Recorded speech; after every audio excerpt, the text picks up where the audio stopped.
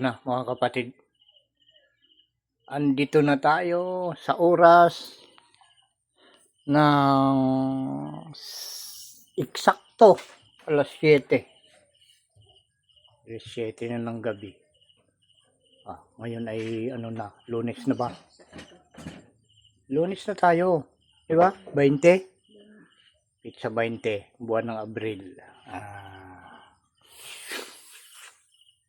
Ay. Kain time na naman. Kain time na naman tayo. Ito yung kinuha nating ulam kanina. Libre mga kapatid. Parang libre.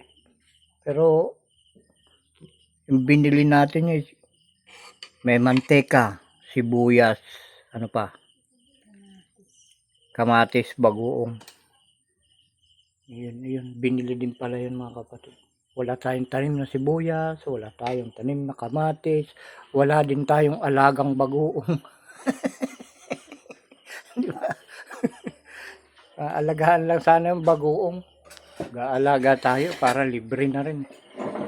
Kasi hindi, ginagawa yun mga kapatid Kagayanan ayan di ba? Bagoong yan mga kapatid, ginisa. Ayan.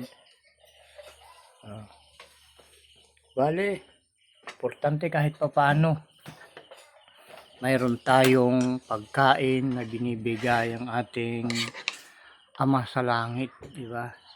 Ayan, mapalad pa rin tayo mga kapatid. Dahil hindi lahat kumakain ng 3 beses maghapon mga kapatid. Mayroon tayong ilang mga kapatid na hindi nila nararanasan yung kumain ng 3 beses sa maghapon. Mayroon pang isa-isa na lang.